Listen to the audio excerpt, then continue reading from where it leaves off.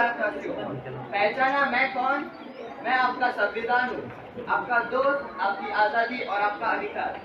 मुझे 15 अगस्त 1947 में अस्तित्व में लाने के लिए मसौदा समिति बनाई गई थी, जिसके अध्यक्ष डॉक्टर भीमराव अंबेडकर जी थे।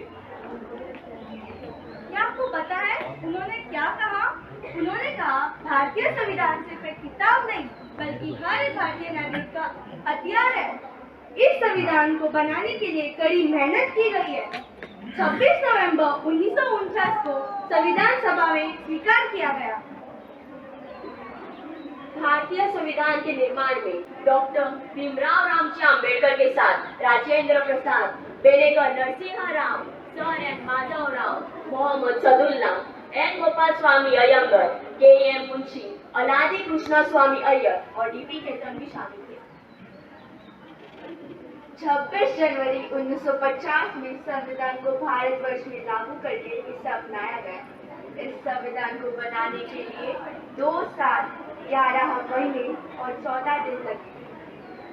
संविधान को कुल 291 पन्नों में लिखा गया। हमारे संविधान में 470 अनुच्छेद है, जो 25 भागों में विभाजित है, और संविधान में 12 अनुसूचियां हैं। आज आप सबके समक्ष संविधान का सबसे महत्वपूर्ण अंग मौलिक अधिकार प्रस्तुत करने आ रहे हैं कक्षा 8वीं और 9वीं के छात्र और छात्राएं।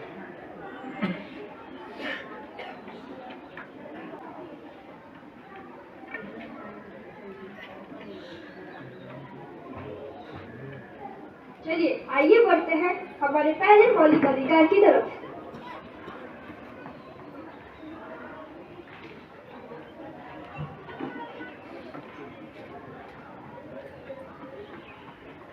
पापा पापा क्या हुआ? पापा मुझे मुंबई जाना है।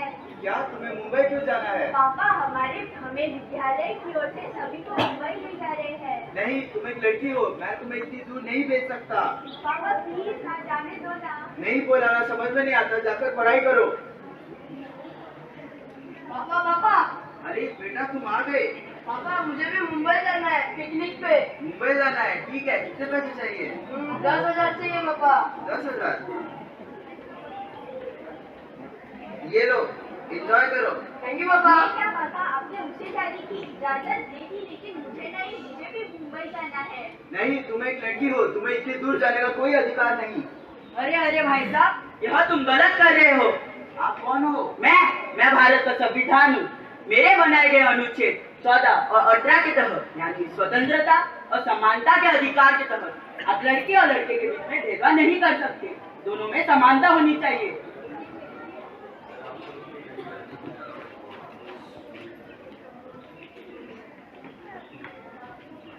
आइए बढ़ते हैं हमारे दूसरे मौलिक अधिकार की तरफ।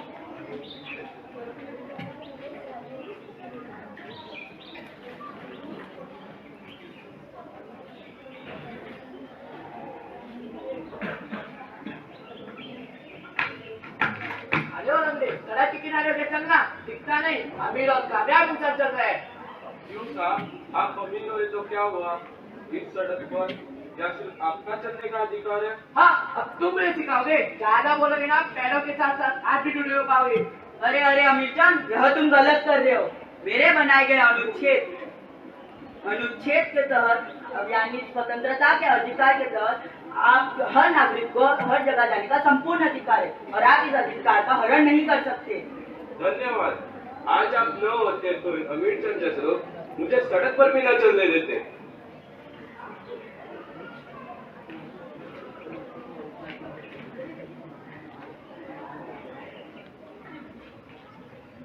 आइए बढ़ते हैं हमारे तीसरे मौलिक अधिकार की तरफ।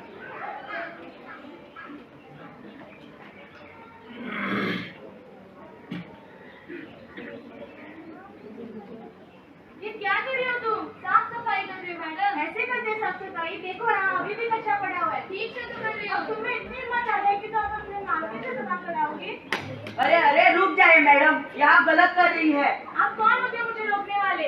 ये मेरी नौकर है और मैं उसे सफाई करने की तनख्वाह देती हूँ। माना कि वो आपकी नौकर है, मगर उसकी उम्र तो देखो, लगभग 14 साल से कम है और आपको जमाने का कोई अधिकार नहीं। आपको इसके लिए जेल हो सकती है। जेल? वो क्यों भरा? क्योंकि आपका कार्य शोषण के विरुद्ध अधिकार के अंतर्गत आता है और यही अनुच्छेद 23 और 24 का आदेश है। आपका धन्यवाद मुझे समझने के लिए।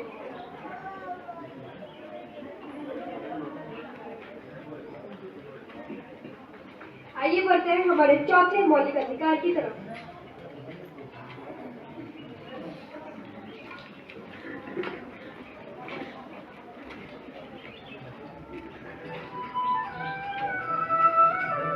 रघुपति राघव राजा राम पतित पावन सीताराम।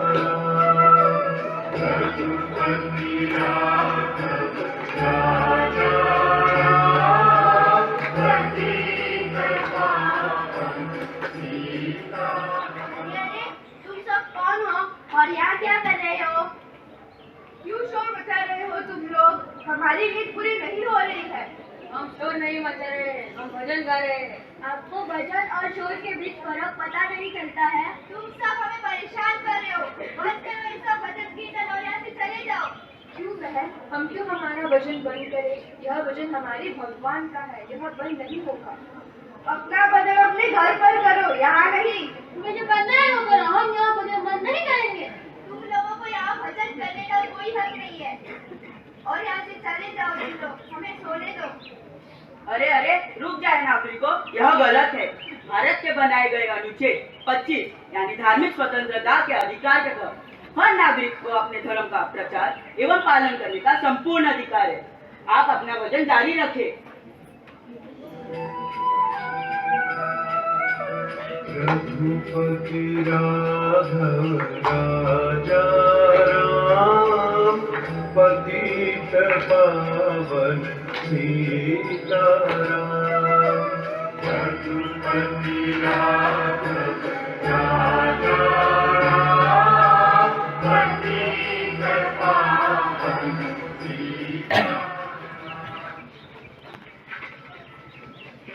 तो देखा आप सभी ने हमारे संविधान ने हमें क्या क्या अधिकार दिए हैं। इन 4 मौलिक अधिकारों के अलावा भी हमारे 2 और अधिकार है, जो कि है शिक्षा का अधिकार और संवैधानिक अधिकार। भारतवासियों, जिस तरह हमारे संविधान ने हमारे इन 6 मौलिक अधिकारों का हमेशा रक्षा कर रहा है, उसी तरह हमें याद रखना चाहिए हमारे 11 मौलिक कर्तव्य भी है, जिसका पालन करना जरूरी है। तो आइए इस गणतंत्र दिवस हम सब प्रण ले कि हम सब सद्भावना, समानता एवं स्वतंत्रता का हमेशा सम्मान करें। जय हिंद।